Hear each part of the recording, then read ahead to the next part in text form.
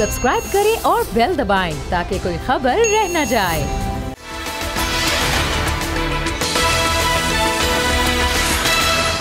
अजीज Khan, corona की चौथी लहर आ गई है। इस वक्त जो केसेस में इजाफा हुआ है ये मई 2021 के बाद पहली बार 4% शरह हो गई है पाकिस्तान में पॉजिटिव केसेस की। चौथी लहर आ गई। इमरान खान क्या फैसला करते हैं इससे मुताल्लिक? एहतियात उस तरह की हो रही नहीं हो रही है। कहा जा रहा है कि इंडियन वेरिएंट वायरस है जिसे डेल्टा कह रहे हैं, वो पाकिस्तान के अंदर फैल रहा है तेजी से, जिसने तबाही मचाई है इंडोनेशिया के अंदर। इस पर हम बात करेंगे, लेकिन इंपॉर्टेंटली सिंध के अंदर एक गर्मा गर्मी है। एडमिनिस्ट्रेटर लगाने की बातें हो रही हैं और सियासी एडमिनिस्ट्रेटर लगाने की बातें हो रही हैं। बैरिस्टर मुर्तजा वहाब को एडमिनिस्ट्रेटर लगाने की बात हो रही है। एक मुआहदे की तरह की एक मीटिंग थी जिसके अंदर यह तय हुआ था कि कराची के लिए एक पैकेज आएगा, जिसके अंदर वजीर आज़म पाकिस्तान तशरीफ लाए थे तकरीबन 10 महीने पहले। उसमें कोर कमांडर और बहुत सारे अहम शख्सियात, CM, गवर्नर, वुज़रा, सब ने बैठ के तय किया था कि कराची को किस तरह से ठीक करना है। और उसमें तय हुआ था कि कभी भी कोई पॉलिटिकल एडमिनिस्ट्रेटर नहीं आएगा। लेकिन अब पाकिस्तान पीपल्स पार्टी ने उस मीटिंग के अंदर जो तय हुआ था उससे अलग एक पॉलिसी ली है और मुर्तजा वहाब को नॉमिनेट कर दिया है। अब वो चार्ज कब लेते हैं, सिलसिला कैसे बढ़ता है, बहुत सख्ती से गवर्नर सिंध ने इसको अपोज कर दिया है, मुत्तहिदा कौमी मूवमेंट ने अपोज कर दिया है, PSP ने अपोज कर दिया। कोई मुर्तजा वहाब को एज ए एडमिनिस्ट्रेटर देखना नहीं चाहता। पाकिस्तान पीपल्स पार्टी ये करना क्यों चाह रही है और इससे फवाइद उससे क्या हासिल होंगे, ये मामला। लेकिन उससे पहले मैं आपको, पाकिस्तान पीपल्स पार्टी 13 साल से हुकूमत में है और लाड़काना में इस वक्त सूरत हाल क्या है, क्राइम की सूरत हाल क्या है। मर्डर्स हो रहे हैं, अगवा हो रहे हैं, चोरियां हो रही हैं। और इत्तेफाक से एक ऐसी खबर आ गई कि बिलावल भुट्टो जरदारी का जो पर्सनल अमरूद का बाग है वहां भी चोरी हो गई है। मैं आपको पहले रिपोर्ट दिखाता हूं, फिर हमारे नुमाइंदे शिराज पठान हमारे साथ मौजूद होंगे। लेकिन देखें ये रिपोर्ट। सोचते हैं और मेरा ख्याल है सही सोचते हैं कि अगर 13 साल तक एक मजबूत, संजीदा और तजर्बेकार सियासी जमात जो जियालू की जमात है, कुर्बानी देने वाली जमात है, उसको अगर 13 साल हो गए तो उसका अपना शहर बहुत ही ज़्यादा खूबसूरत होगा देखने में। उसकी सड़कें बिल्कुल ठीक होंगी, वहाँ पे अमन अमान बिल्कुल ठीक होगा, अगवा बराए तावान नहीं होगा, कत्ल नहीं होंगे। ये मतलब ये एक जायज़ सी बात है कि ऐसा होना चाहिए। ऐसा नहीं हो रहा, उसकी एक आपने रिपोर्ट देखी, हमारे रिपोर्टर ने रिपोर्ट बनाई है।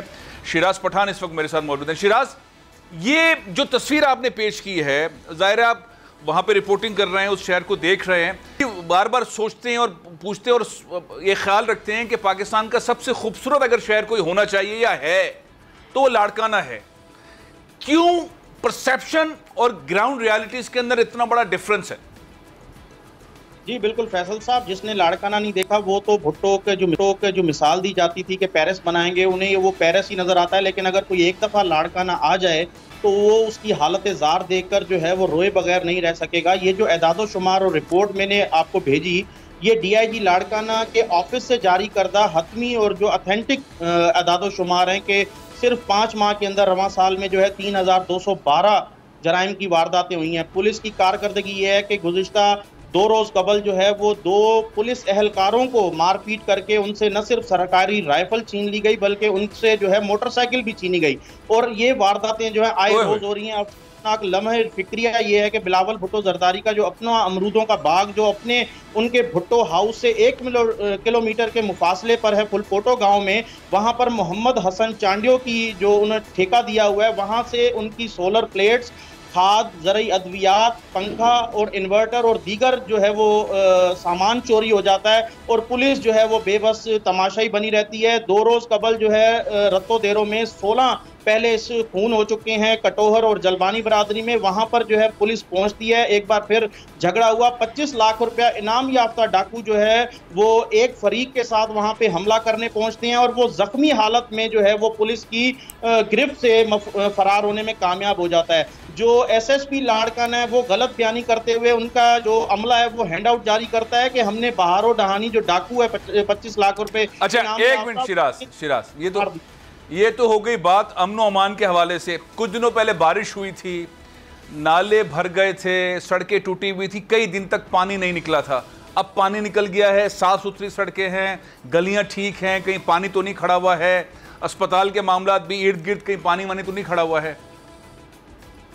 फैसल साहब, बात यह है कि पानी खड़ा होना जो है वो बारिश का पानी तो जाहिर सी बात है, अमले ने जो है वो फिर कोशिशें करके वो निकाल दिया, लेकिन जो इन 13 सालों में 100 अरब जो है वो जराए बताते हैं कि 100 अरब से जायद जो है रकम लाड़काना की तरक्याती पैकेज में खर्च की गई, तो वो पानी खड़ा ही क्यों होता है कई कई दिन, जिसके लिए जो है वो उनकी फिर बदनामी भी आपने बड़ा पॉइंट उठाया 100 अरब, लेकिन डॉक्यूमेंट नहीं मिल रहे हैं। सखर के डॉक्यूमेंट मिल गए। सखर में 700 अरब रुपए 13 साल में पाकिस्तान पीपल्स पार्टी की हुकूमत ने खर्च किए हैं, जो कि बहुत अच्छी बात है, खर्च हुए हैं।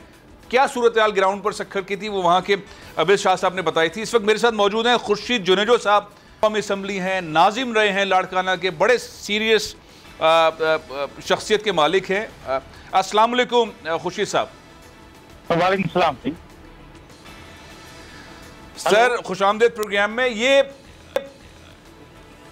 जो आप सूरत हाल सुन रहे थे, आपने देखी होगी और रिपोर्ट भी सुनी होगी आपने, ये जो सूरत हाल इस वक्त लाड़काना में है, अमन अमान के हवाले से, डेवलपमेंट के हवाले से, हमारे रिपोर्टर शिराज पठान कह रहे हैं तकरीबन 100 अरब रुपए लाड़काना को डेवलपमेंट की मद में मिले हैं। इतनी शिकायत क्यों है लाड़काना वालों को? ऐसी ग्राउंड पे सूरत हाल इतनी खतरनाक क्यों है? लेकिन ऐसी कोई बात नहीं है। अमन अमान जो है, जो शिराज बता रहा है, ये तकरीबन 2 महीने 3 महीने 4 महीने पुरानी बातें हैं। अब जैसा कि वो जो सिपाहियों से जो वो छीने गए थे, अच्छा वो जो है आरिजा जो है रोड के ऊपर, उसके ऊपर हुआ था वाकया, और उनको फिर पकड़ा भी गया। और जो अमूमन नौंदरे का जो मसला हुआ है, वो भी जो है जो दरख्त काटे गए थे, वो आज से तकरीबन 5, 7, 8 महीने पहले की बात है, और उनके ऊपर भी काफी जो उनमें से पकड़े गए, जरा नौकर थे, और अभी भी जो पकड़ा गया है। सारे ये वो चीजें हैं जो अमूमन क्राइम हर जगह पे होता है, और फिर उनको पकड़ा, हाँ जब न पकड़ा जाए तो फिर मसला होता है।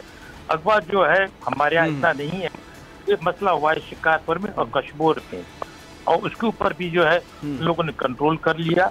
जो आखिरी बंदा जो था अगवा जो हो चुका था, उनको भी लोगों ने वापस किया है, और उसके ऊपर लोगों ने पूरी फोर्स वापस। खुर्शीद साहब, ये जो बिलावल भुट्टो साहब के बाग के अंदर चोरी हो गई है, उनके लोगों को भी पकड़ लिया है? हाँ, उनको भी पकड़ लिया है ना, उनको भी पहले से पकड़ लिया गया है। अच्छा। वो नौकर ही था। अच्छा। तो ज़ाहिर वो पकड़ लिया, नौकर तो हर जगह पे करता, मेरे घर में भी करेगा, आपके भी घर में भी करेगा, बाहर का बंदा कोई नहीं था, उसको पकड़ लिया गया है। मगर ये अमूमन ऐसी क्राइम। अच्छा खुर्शीद साहब, ये बताएंगे पिछले 13 सालों के अंदर पाकिस्तान पीपल्स पार्टी की हुकूमत ने मजमूई तौर पर कितना फंड जारी किया लाड़काना के लिए? आप मेयर भी रहे हैं, आपने लाड़काना को देखा है, बनाया है, संवारा है, फूल पौधे लगाए हैं, नालियां बनाई हैं, सड़कें बनाई हैं। अब ये जो 13 साल के अंदर पैसा आया, अंदाजन कितना पैसा गवर्नमेंट, सिंध गवर्नमेंट ने दिया लाड़काना को? देखिए, ये ओवरऑल जो बजट जो है, ये बात आप लोग ओवरऑल बजट की करें, जिसमें जो है तकरीबन जो है लाड़काने के जितने रोड्स भी हैं, लाड़काने के स्कूल्स भी हैं, हॉस्पिटल्स भी हैं, इंटरनल रोड जो है 47 किलोमीटर इंटरनल रोड्स वो भी हैं, उसमें नालियां भी हैं, सब कुछ है।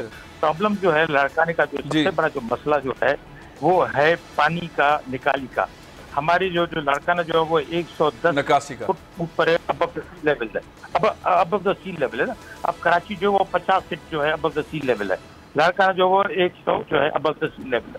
यार वो वहाँ पर पानी जो अमूमन बिजली जो है, आपको पता है कि हमारा लोड शेडिंग जो है 10-10 घंटे, 15-15 घंटे, कभी कभी 20-20 घंटे चली जाती है।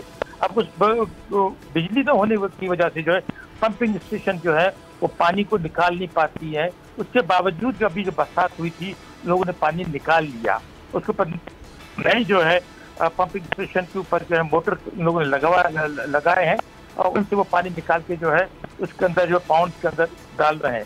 फिर जो है ज़ाहिर हुकूमत की तरफ से जो है अमूमन जो कोर्ट की तरफ से ये भी कहा गया है कि आप जो है लगाएं ऑक्सीडेशन पाउंड पर है, और उसके बाद जो है वो पानी आप जो है उसमें नहरों में जो डालें।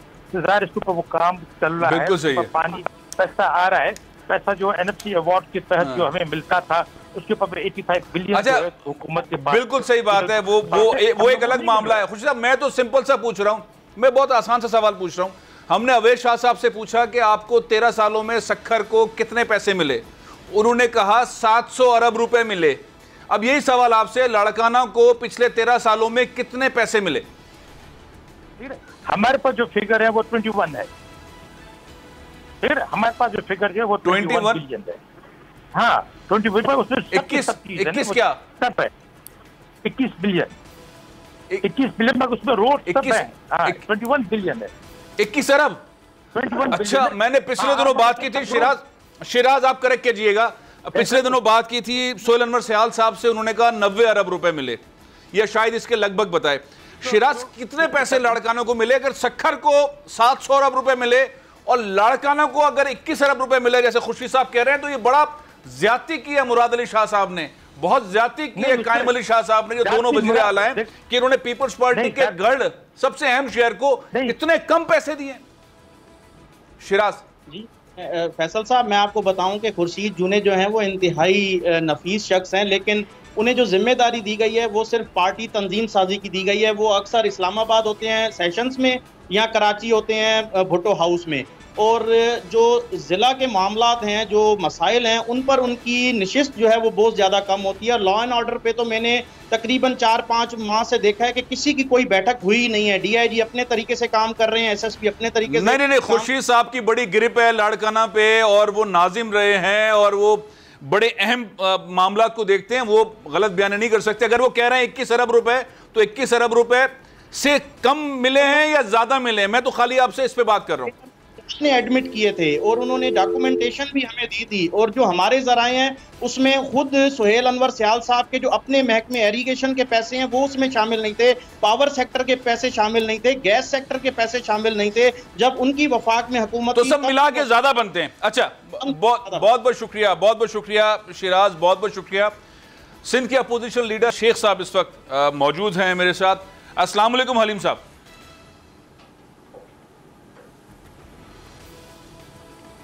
जी वालेकुम अस्सलाम। हलीम साहब, मैं लाड़काना के ऊपर अभी एक रिपोर्ट दिखाई है, इससे पहले भी रिपोर्ट दिखाई थी, और गुजारिश ये है कि मेरे साथ इस वक्त मौजूद है खुर्शीद जुनेजो साहब। हमने पिछले दिनों सखर के ऊपर रिपोर्ट की थी, तो सखर में अवैध शाह साहब ने कहा कि 700 अरब रुपए सखर को मिले, और जो सखर पे खर्च हुए। लाड़काना के ऊपर कितने पैसे खर्च हुए? पिछले दिनों सोहेल अनवर सयाल साहब ने बताया कि 90 अरब रुपए से कम मिले। हमारे जो रिपोर्टर हैं वो कहते हैं बहुत ज्यादा पैसे मिले। अभी खुर्शीद जुनेजो साहब कह रहे हैं कि सिर्फ और सिर्फ 21 अरब रुपए मिले। खैर, पाकिस्तान पीपल्स पार्टी की हुकूमत है, अगर वो अपने शहर को, जहां पे भुट्टो हैं, जहां पे जो भुट्टो का शहर है, जो पाकिस्तान पीपल्स पार्टी का शहर है, जहां पे गंदगी है, जहां सड़कें नहीं बनी हुई हैं, कचरा नहीं उठ रहा है, जहां पे चोरियां हो रही हैं, जहां पे डाके पड़ रहे हैं, अगवा हो रहे हैं, कत्ल हो रहे हैं, उसको सही तरह मैनेज नहीं कर पा रही। मेरे नजदीक एक दोस्त है मेरे अमेरिका में, उन्होंने कहा कि सबसे बेस्ट शहर, सिंध का सबसे बेस्ट शहर, वो दावे से पीपल्स पार्टी से उनकी मोहब्बत है, ताल्लुक है, उन्होंने कहा सबसे बेस्ट शहर लाड़काना है। उसके बाद हमने इस पर काम करना शुरू किया। अब मालूम हुआ कि यहाँ तो सूरत हाल बहुत मुख्तलिफ है। आप अपोजिशन लीडर हैं, आप किस तरह देखते हैं लाड़काना के अंदर जो प्रोजेक्ट्स हुए हैं, सड़कें बनी हैं, जैसे जुनेजो साहब बता रहे थे, सोहेल अनवर सयाल साहब ने भी बताया था, डेवलपमेंट भरपूर अंदाज में हुई है 13 सालों में लाड़काना में?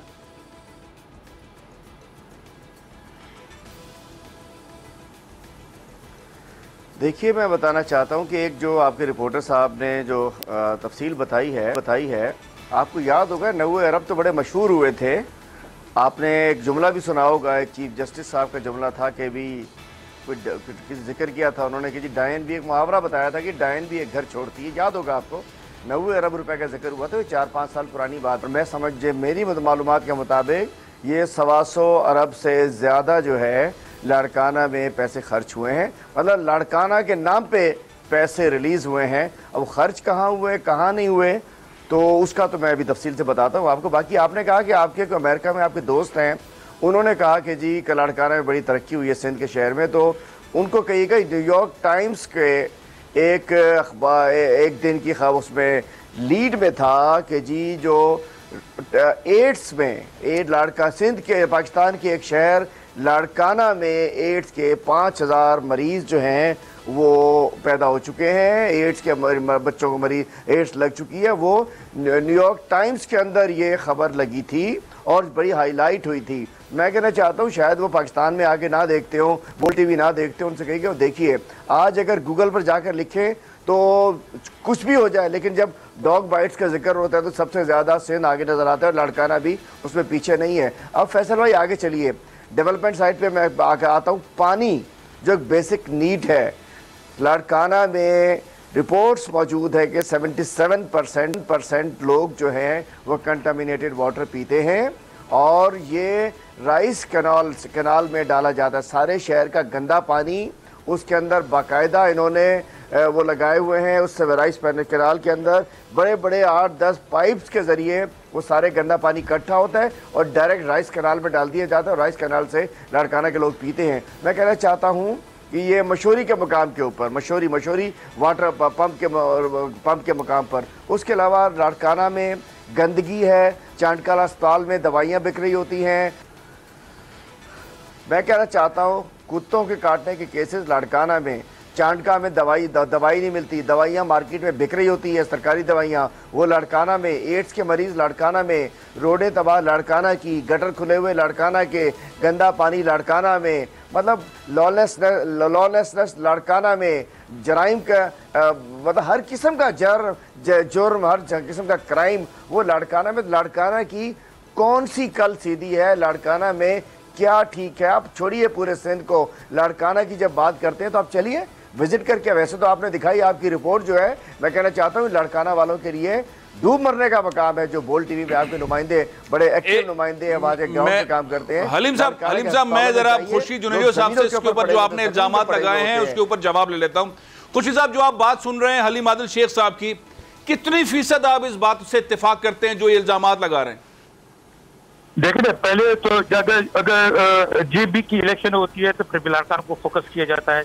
अब कश्मीर की इलेक्शन हो रही है, लाड़काना को फोकस किया जा रहा है। क्या ये सब चीजें जो है 30 जो जिले हैं हमारे लाड़काना के, क्या वहां पर नहीं है चीजें? आप जहां पर भी जाएंगे आपको नजर आएगा, मगर सिर्फ इसलिए कि पीस पार्टी जो है वो लाड़काने का गढ़ है, इस वजह से उसको फोकस किया जाता है। हाँ, मगर नहीं, आप वो ये कह रहे थे कि नहीं, आप परफॉर्मेंस की बात कर लेना, जो सवाल उठाए हर वाटर जो है राइस कैनाल में डाला जाता है। अब ये जो अमूमन जब जिला नाजिम था उस वक्त मैंने ये इनकी दीवारें बनवाई थी, ठीक है। उस वक्त कोई भी पानी कोई भी इसमें नहीं डालता था। बीच में फिर लोगों ने जब हमें उतर गया उसके बाद इस यहाँ पर कंटेमिनेट वाटर लोगों ने डालना शुरू कर दिया और उस वक्त मसला हुआ। अभी वहाँ पर कोई भी पानी नहीं डाल रहा है। उनके दोनों तरफ जो है लोगों ने जो है नाले बड़े बना दिए हैं, बी टाइप, जिसमें से वो पानी निकलता है, कंटेमिनेटेड वाटर नीचे नहीं जाता है, वो सब बंद हो गया है, तो उन्होंने खत्म कर दिया है। दवाइयाँ जो हैं, दवाइयाँ एक वाकया लोगों ने किया था, हाईलाइट हुआ था, अभी भी वहाँ पर कोई भी किस्म की दवाइयाँ जो वो नहीं बिक रही हैं, सब जो है एक प्रोपेगेंडा है और उसके ऊपर जो वो बातें चल रही है। क्राइम जो है, अभी आप जो है वो क्राइम चार्ट पे देख रहे हैं, अगर उस क्राइम चार्ट में आपको खुद बात नजर आएगा कि इस वक्त इतना वो क्राइम नहीं है जो आज से पहले जो काफी जो क्राइम जो पहले जो लाड़काना में होता था, अभी वो इतना क्राइम नहीं है जो अभी लोग कह रहे हैं कि इतना क्राइम हो गया है। हाँ, क्राइम होता है, तो क्राइम इसलिए हो रहा है, ज़ाहिर कोविड जो है आपको पता है कि 2000 जो है अपना 20 में जो कोविड आया और उसकी वजह से जो है अनएम्प्लॉयमेंट, उसमें जो है लोगों को बहुत बहुत शुक्रिया खुर्शीद जुनैदी साहब, बहुत बहुत शुक्रिया। ब्रेक ले रहा हूँ, मेरे साथ है, न्यूज़ ब्रेक ले रहा हूँ। उसके बाद हम पूछेंगे कि आखिर एडमिनिस्ट्रेटर लगाने की जो बात हो रही है, पॉलिटिकल एडमिनिस्ट्रेटर कराची में लगा रहे हैं, इस पे पीटीआई का मौक़िफ़ क्या है। बहुत सख्त स्टेटमेंट जो है गवर्नर सिंध ने दिए हैं। हलीम आदिल शेख इस्लामाबाद में हैं, क्या करने आए हैं, कौन सा फैसला हो रहा है, क्या हो सकता है सिंध में, इस पर बात करेंगे इस ब्रेक के बाद।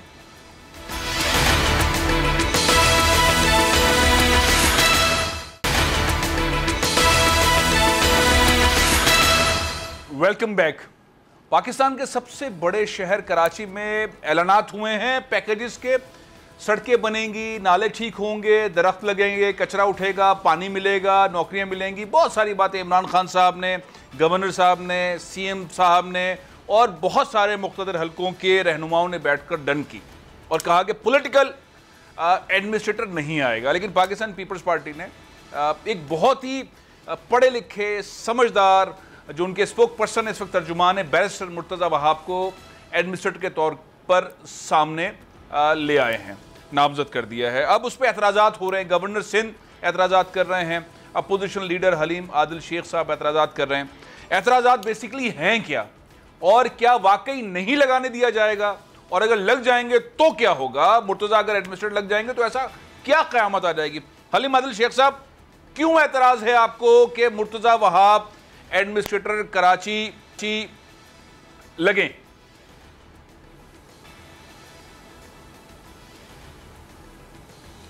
देखिए जी, इससे पहले ये जो कराची ट्रांसफॉर्मेशन प्लान था, हमने ना चाहते हुए भी वज़ीर आला सिंध को समझते हुए कि ये करप्शन का मंबा है, ना चाहते हुए भी चूँकि उस 1100 अरब के प्रोजेक्ट्स में 62% शेयर जो था वो फेडरल गवर्नमेंट का था, उसके बावजूद उसकी कमांड उनको दी। PCIC का चेयरमैन उनको बनाया उस कमेटी का, जिसके अंदर फेडरल गवर्नमेंट के नुमाइंदे थे, हमारे इदारों के नुमाइंदे थे, चीफ मिनिस्टर को उसका जिम्मेदार बनाया गया, इंचार्ज बनाया गया, चेयरमैन बनाया गया। उस वक्त तय हुआ था कि ये, और उसका एक मुजाहरा भी अमली किया गया कि वज़ीर आज़म साहब आए CM गवर्नर हाउस में, CM सिंध को साथ बिठाकर और गवर्नर साहब के साथ बिठाकर इस प्रोजेक्ट के अनाउंस किया गया, पैकेज का अनाउंस किया गया। उस वक्त तय हुआ था कि एडमिनिस्ट्रेटर कराची, पॉलिटिकल का तो जिक्र ही नहीं हुआ था कि जो तो होना ही नहीं चाहिए, लेकिन एडमिनिस्ट्रेटर कराची जो ब्यूरोक्रेट हो, वो ऑनेस्ट हो, डूअर हो, प्रोफेशनल हो, और वो कंसल्टेशन से लगना चाहिए। ये चीज़ सब कुछ तय हो गया था कि जी तमाम पार्टीज़ की, तमाम जो स्टेक होल्डर्स हैं, फेडरल गवर्नमेंट है, प्रोविंशियल गवर्नमेंट है, दीगर इदारे हैं। अब उसके बाद इनको तो किसी वादे का पास होता नहीं। बाकी आपने बिल्कुल अच्छा कहा, अच्छी पर्सनैलिटी है, बोलते अच्छे हैं, सब कुछ है, लेकिन परफॉर्मेंस क्या है उनकी अभी तक लोगों को नहीं पता। लोग समझते हैं स्पोक्स पर्सन है। अरे भाई साहब, वो 2 मिनिस्ट्रियाँ भी चलाते हैं, दो डिपार्टमेंट के वो इंचार्ज वजीर हैं। एक है एनवायरनमेंट और दूसरा है लॉ। एनवायरनमेंट में आप देखिए, ये मैं कहता हूँ ये स्लो पॉइजन सिंध के लोगों को जो दे रहे हैं, उसके जिम्मेदार मुर्तज़ा वहाब है। ये जितना गंदा पानी जो पूरा सक्खर से लेके कराची तक, गटरों का पानी हम पी रहे होते हैं, फैक्ट्रियों का पानी, सारा गंद जो होता है, ये मुर्तज़ा वहाब जिम्मेदार है। फैक्ट्रियों में एफ्लुएंट ट्रीटमेंट प्लांट नहीं लगते, मुर्तज़ा वहाब जिम्मेदार है। धुएं वाली बसें घूम रही हैं, मुर्तज़ा वहाब जिम्मेदार हैं। गिडानी में वो जहरीले केमिकल का जहाज आ जाता है, मुर्तज़ा वहाब जिम्मेदार हैं। जिस चीज़ की NOC लेनी है, पैसे दो मुर्तज़ा वहाब को, NOC करा लो। मतलब ये छुपे रुस्तम है, छुपा रुस्तम देखा आपने। और ये देखिए, एक शख्स जिसको रिजेक्ट कर दिया गया हो, वज़ीर आज़म गवर्नर इमरान इस्माइल से अपनी जमानतें जब्त करा के निकले हैं। 3 गुना ज्यादा वोट लिया, 8000 वोट लिए थे सिर्फ डिफेंस के हल्के से, जिसको कराची के लोग रिजेक्ट करते हैं। बात आएगी तो बहुत सारी परफॉर्मेंस की बात PTI के वुज़रा के ऊपर भी आएगी। अगर परफॉर्मेंस की बात करेंगे तो PTI के वुज़रा की, वफा की वुज़रा की, KP के वुज़रा की परफॉर्मेंस की बात आएगी। और परफॉर्मेंस तो खैर नहीं दिखा सकी ना, PTI भी नहीं दिखा सकी। सबसे ज्यादा वोट कराची से लिए। क्या किया PTI ने कराची के अंदर? इमरान खान साहब तो पिछले 9-10 महीने से कराची तशरीफ नहीं लाए। मेरा सवाल यह है कि आपको सियासी एडमिनिस्ट्रेटर होने पर एतराज है या उनकी परफॉर्मेंस अच्छी ना होने पर एतराज है?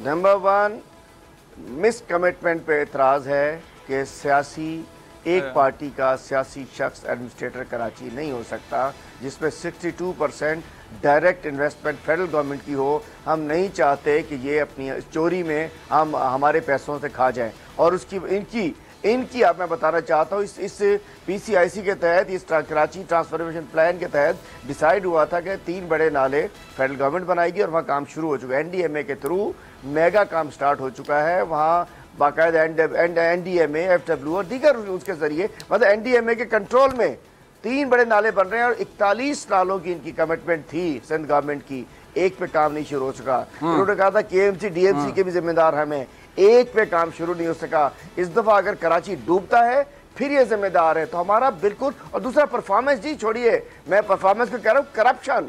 मुर्तज़ा वहाब करप्शन में डूबे हुए शख्स हैं। सिंध का जितना गैर कानूनी काम है उसको कानूनी कवर मुर्तज़ा वहाब साहब देते हैं। जो सिंध के 8,900 अरब के साथ पिछले 13 साल में ज्यादती हुई है, उसमें 6 साल के जिम्मेदार मुर्तज़ा वहाब साहब हैं। तमाम लीगल कवर पूरे सिंध की करप्शन को लीगल कवर ये देते हैं। एनवायरनमेंट में NOC के लिए करोड़ों रुपए दो, NOC लेते जाओ, जिस चीज़ की चाहिए। मतलब एक तो शख्स खुद करप्ट है और दूसरा हम समझते हैं कि ये मिस कमिटमेंट है। और वो जिस नीयत से हमने PCIC अच्छा, आप करेंगे क्या? हलीम आदिल शेख साहब क्या करेंगे? मिस कमिटमेंट है, करप्शन है, जो आपके इल्जामात हैं, PTI की गवर्नमेंट क्या करेगी? आपका गवर्नर क्या करेगा? वजीर आजम साहब क्या करेंगे? अगर पाकिस्तान पीपल्स पार्टी चीफ एग्जीक्यूटिव उनका है, मुराद अली शाह साहब कहते हैं हम लगा रहे हैं, जो करना है आप करें, क्या करेगी PTI? क्या करेंगे आप? क्या करेंगे गवर्नर साहब?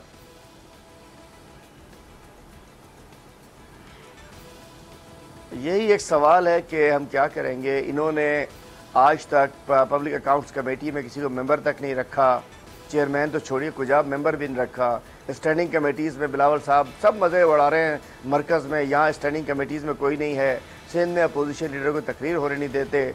सिंध में अगर ये भी मिसकमिटमेंट करेंगे तो देखें, बात यह है कि 100 सुनार की 1 लोहार की, फिर ये ना हो कि कोई 1 लोहार की आ जाए और इन सबके ठीक कर दिए सबको।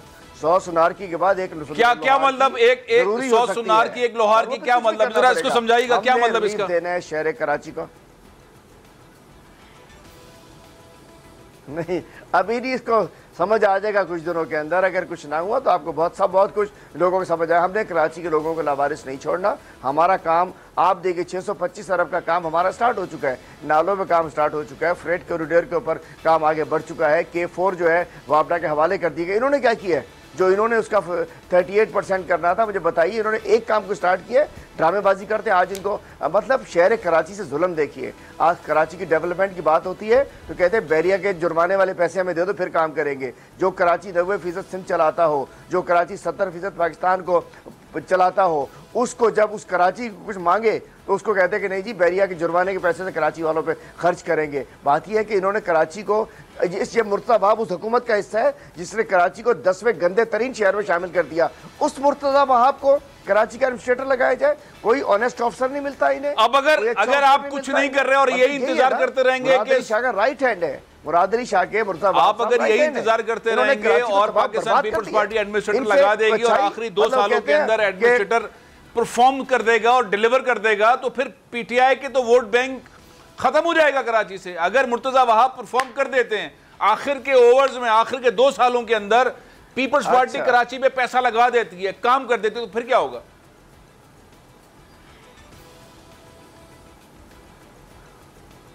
वो कहते हैं शेख जी बीमार हुए जिसके सबब उसी अवतार के लौंडे से दवा लेते हो।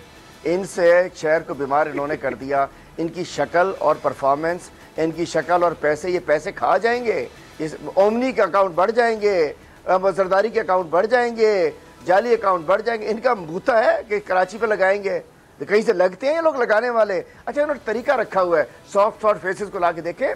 मिस्टर क्लीन शेव और मिस्टर क्लीन होने में फ़र्क होता है। ये मिस्टर क्लीन शेव तो हो सकते हैं बट ये मिस्टर क्लीन नहीं है। आज जो कुछ सिंध गवर्नमेंट में करप्शन है, मुर्तज़ा वहाब उसको लीगल कवर देने के जिम्मेदार हैं। मुर्तज़ा वहाब डायरेक्ट अपने डिपार्टमेंट में कवर देने के जिम्मेदार है। मतलब कराची में इन्होंने पैसा लगा दिया। ये भी फैसल भाई आपने आज ऐसी सुना दी है ना, वो कहते हैं ना बेपर की हाँक दी कि ये पैसा लगाएंगे, ये पैसा आवाम पे लगाएंगे, ये शहर पे लगाएंगे। कैसी आपने आज लतीफ़ा सुना दिया आज हमें फैसल भाई।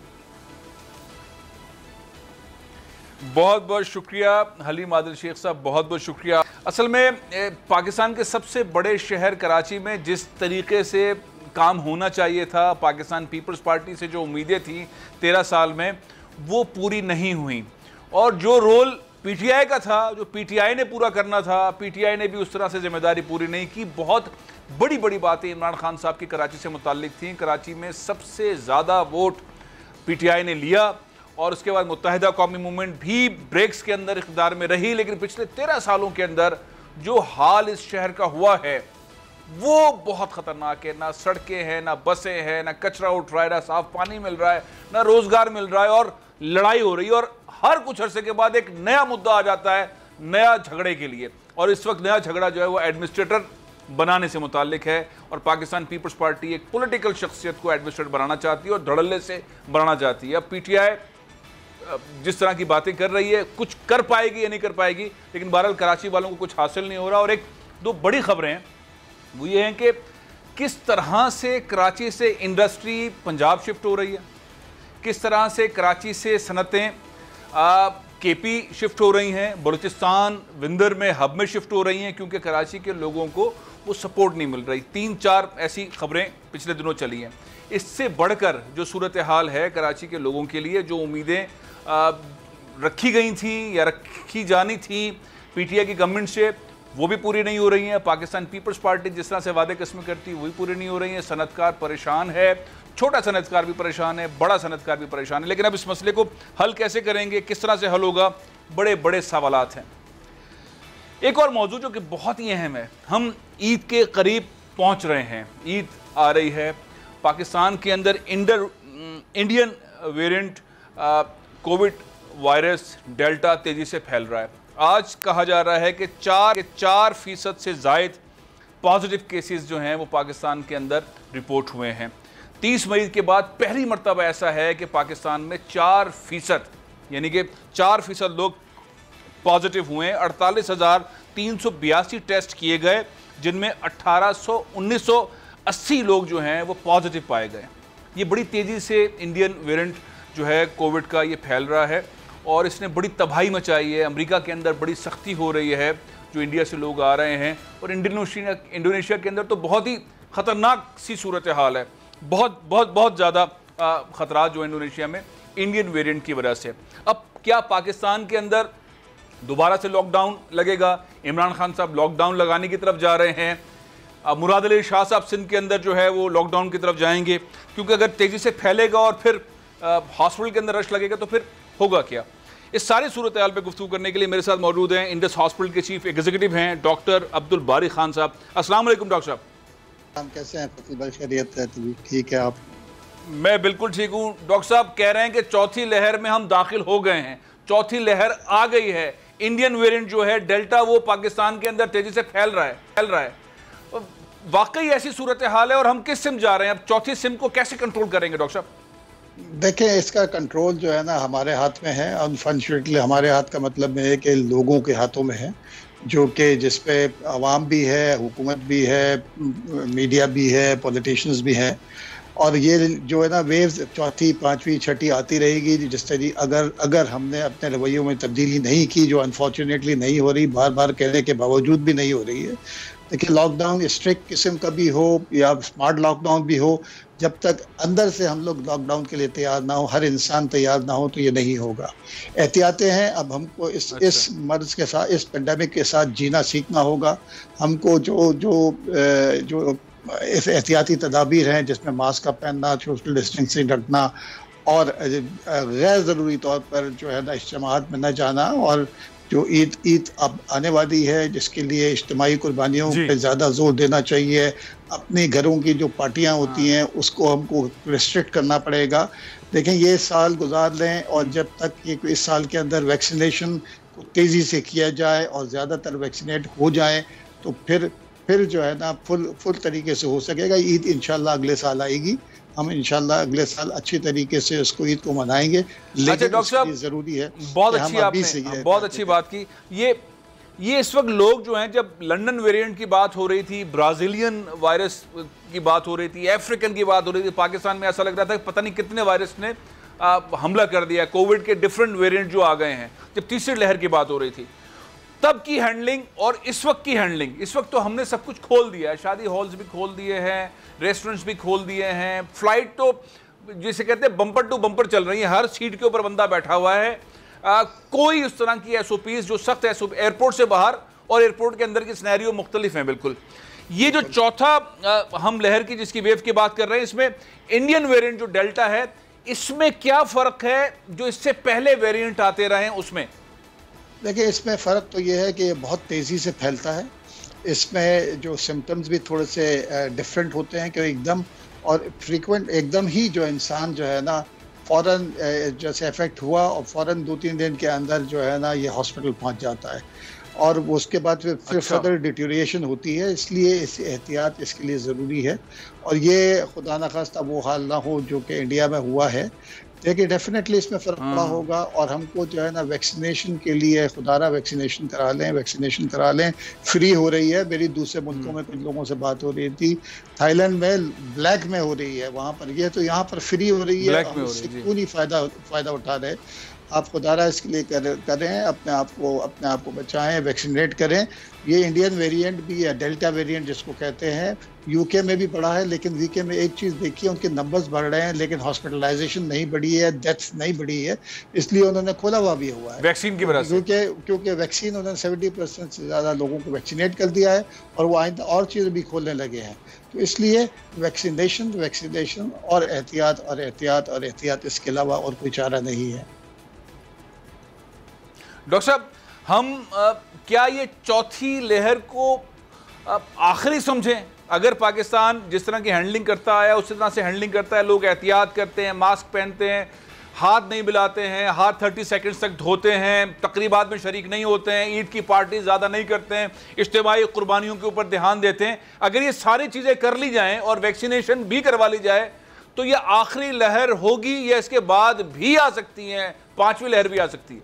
देखें, अगर इसके बाद कोई और वेरिएंट आएगा भी तो वही हाल होगा जो कि यूके में है कि लोग सब कुछ खुला हुआ है, नंबर्स हो रहे हैं, लेकिन ये एक नॉर्मल फ्लू की तरफ चला जाएगा। अगर हमने जैसे आपके मुंह पे घी शकर कि ये कौम इस तरीके से रिएक्ट करे जैसे आप कह रहे हैं, अल्लाह करे कि, और मेरी भी ख्वाहिश है कि हम इसी तरीके से बिहेव करें, और फिर इसके बाद कोई वेव ऐसी नहीं आएगी जिसके लिए हमको परेशान होना पड़ेगा, तो एक नॉर्मल फ्लू में कन्वर्ट हो जाएगा। लेकिन उसके लिए जैसे आप कह रहे हैं और जो मैं भी कह रहा हूँ, बाकी लोग भी कह रहे हैं, टेक्निकल लोग एक्सपेक्ट कर रहे हैं कि ये कौम उस तरीके से हो जाए तो इंशाल्लाह वो अगर आएगा भी कोई वेव तो वो माइल्ड किस्म की वेव होगी और हमको इंशाल्लाह ऐसी सूरत हाल पे नहीं पड़ेंगे जैसे कि दूसरे ममालिक पड़े। बहुत बहुत शुक्रिया डॉक्टर अब्दुल बारी खान। कोरोना से संभलने का, बचने का, मुकाबला करने का बस एक ही रास्ता है, SOPs पे अमल दरामद करना है, हाथ 30 सेकंड्स तक धोने हैं, मास्क लगाना है, क्लोज नहीं होना है, हाथ नहीं मिलाने हैं, इज्तिमात के अंदर नहीं जाना है, गैर ज़रूरी घर से नहीं निकलना है। ये चौथी जो लहर है ये इंडियन वेरिएंट है डेल्टा, ये ख़तरनाक है, तबाही मचाई है इसने इंडोनेशिया के अंदर, अमेरिका के अंदर तबाही मचा रहा है। हमें एहतियात करनी है, इस चौथे राउंड में एहतियात करनी है। जिस तरह से पिछले राउंड्स में हमें कामयाबी मिली, अगर एहतियात की तो इंशाल्लाह अगली कोई भी लहर आएगी, जैसे डॉक्टर साहब कह रहे थे, इंशाल्लाह पाकिस्तानियों का कुछ बिगाड़ नहीं सकेगी। प्रोग्राम ये ख़त्म कर रहा हूँ, इंशाल्लाह अगले हफ्ते फिर हाजिर होऊंगा। इजाज़त दीजिए। पाकिस्तान जिंदाबाद।